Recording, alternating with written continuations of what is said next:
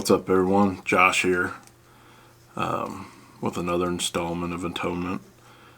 A little under the weather right now, so if you see me cough or sneeze or something, just disregard that. You know, I don't edit these, just do them in one shot. But I've been in bed with COVID and I'm sick of doing nothing but sleeping and sweating, so today, thankfully, I can be productive, so I'm going to be, and hopefully the majority of the worst of this is behind me. I hate being sick. So this time I want to talk about the time I lost my temper and killed someone. How it led to a manhunt, and how I've since learned a few things. So we'll go back. I don't know. This was a long time ago, back in the 80s. I was young. In fact, I was in second grade. Not as dramatic as it sounds in the beginning, but this is a true story. And there is a moral to it. You know, I used to be someone who, I would fight anybody and anytime. I mean, even like first, second grade, I would fight, but I would also get bullied. And there was these older kids in the third grade who would bully me, and I allowed that to happen. And I don't know why. I honestly don't. I think just mentally, the fact that they were a grade older than me or something, shut me down and allowed that to happen. But, this had gone on for a while where they would push and punch me and stuff and whatever. Just typical stuff that happens when you're in school. Kindergarten all the way through high school, this kind of shit happens. But, so it got to a point where I kind of dreaded going out on recess because I knew I was going to have to see these guys. There was a group of 3 of them, and I knew I'd have to see them. But the other side of that was, I'm a guy here. There was this cute little girl that I had the biggest crush on, and she would always be out at recess too. So, I had to go. I couldn't not go on recess because I had to go see this girl. And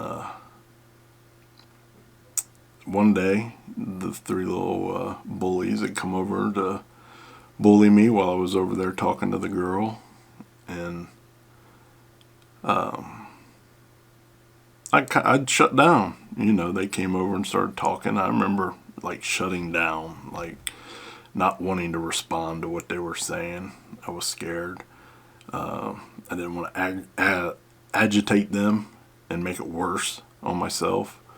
And here this cute little girl that I had this big, gigantic crush on spoke up for me and told them, hey, leave him alone. Don't, stop being jerks or whatever it is second graders say to third graders. And for whatever reason, one of those boys pushed her, and that was it. And I reached back, and I threw the hardest right hook I could throw to the main bully, the one I was the most intimidated by, typically, and he was the one who pushed her. And I punched him right square in the nose, and immediately blood started gushing out of his nose. And he looked at me with this look of horror and disbelief, and so did his buddies. And then the poor girl that I had the biggest crush on the world all was looking at his face in horror because of the amount of blood that was just gushing out of there. I mean, it just opened right up and just pouring out of his nose like a faucet. Keep in mind, I'm in second grade. Now, I've punched people and pushed people and whatnot up to this point, but I had never drawn blood. So what's my second grade mind tells me that I just killed this kid. Whatever, it might sound stupid now as an adult saying that, but when you're in the second grade, it made a lot of sense. Scared to death. So I ran. I left school at that point in time. I think we lived like 3 or 4 city blocks away. And I ran. I ran off the school property. I ran home. There was nobody home to let me in. I wasn't a latchkey kid or whatever. I didn't have a key to get in. I had no idea what to do, where to go. I just knew that I killed somebody, and I did not want to go to jail for the rest of my life because I did know that that's what happens. So we lived in the projects, in the bottoms of Columbus, the west side of Columbus, down in the bottoms. At that point, I don't know what it's called now, but at that point, it was called Canby Place Apartments. It was like catty corner from Sullivan Gardens, if you're familiar with the area back then, right over by the old Cooper Stadium. And across from our apartment complex was a little park, which all those apartment complexes have. And back then, this is the 80s, there was a big heavy equipment tire that was like a third of the way buried in the ground, and you used to be able to go inside the tire and play or use the treads to climb over it. They have better ways of recycling tires now, but back then they didn't. So that was one of the methods for the big heavy equipment tires. So anyways, I ran home, and I was across the parking lot at that park hiding inside the tire. Well, lo and behold, the police were, there was several police cars out canvassing the area looking for me. In my mind at that time, looking for me because I killed someone, not thinking, a second grader disappeared off of school property during recess, and the school officials don't know why. If I ran off, if I left, if I was kidnapped, or what happened. They just know that I went outside for recess and I didn't come back in. So they called the police. So I'm hiding in this tire because the police, literally, it's like a movie. I don't even understand how this could happen, but whatever. I got all kinds of crazy stories like this, and this is one of them. They're literally running around on the siren, or on the loudspeaker in the cruisers. Joshua Robinson, where are you? Come out from wherever you are. We need to talk to you. Listen, I'm 2 years old. This is a manhunt for a murderer. I'm not coming out of that fucking tire for anything. Period. Anything. Right? I know. Whatever. It is what it is.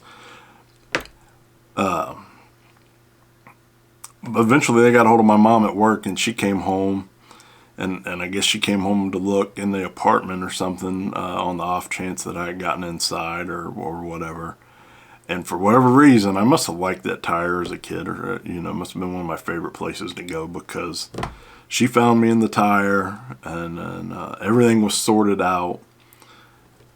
I didn't go to jail for murder, but there was this great hour-long manhunt for the second grade murderer in my mind. So a couple things that come from this is that sometimes when you don't have all the facts, it's very easy to blow shit out of proportion when you don't understand everything, especially if you're driven by fear.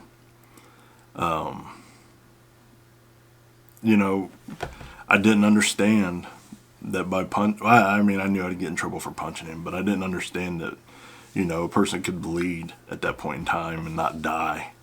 I just thought in my mind, if you bled, you died. So here I am, this little kid, again, scared to death, didn't have all the information, and then took one drastic action, followed another. But it sounds so ridiculous to tell this story, but it's so funny. The other thing is, man, have self-worth. You know, I didn't know until that day that I could defend myself. For whatever reason, I had a mental block telling me that I couldn't defend myself as a second grader against a third grader, and that it was just impossible. No way, no shape, no how could I ever defend myself or protect myself from those guys because they were older. And I found out that was completely and totally false, because not only did I kill the kid with one mighty blow, but when I went back to school, you know, they never bothered me again because I stood up for myself. And it was kind of like a little hero's welcome. I mean, I did get in trouble for running off school property.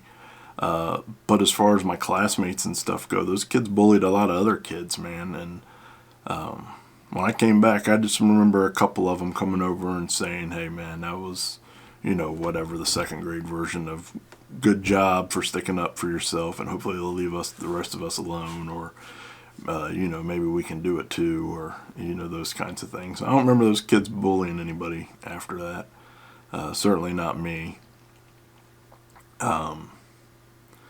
So, you know, I wouldn't stand up for myself, but here I would stand up for this girl that I had this little crush on. And the irony of it is, hell, I don't even remember this girl's name, what she looks like, any of that stuff. I mean, it was the second grade, and I'm sure she's a great person and whatever. You know what I mean? It's I'm not saying what I'm following this up with to take away from her in any way, shape, or form. But she's not as important as I am. I had to take care of me first. And it's kind of always been one of my things, man. Like, I love my people. When I love my people, I ride or die for my people. I live and die. I go into situations. I've gone into many a violent situation for my people, ready to die or kill or whatever kind of mentality, because that's who I am. And for a long time, I've loved other people way more than myself. And I mean, there's not really anything wrong with that per se, but you can't do that because you don't love yourself. You know, you gotta love yourself first. You gotta put yourself first. Because again, here it is. I killed this kid for that little girl that I don't even know who she is. I don't even know if I ever saw her after the third grade. I think I went to that school one more year, and I don't even know if I've ever seen her again. If I met her today, I probably wouldn't even know it.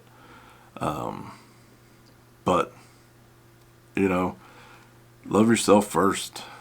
Get all the information before you do something drastic. Don't make impulsive, half-ass, crazy decisions.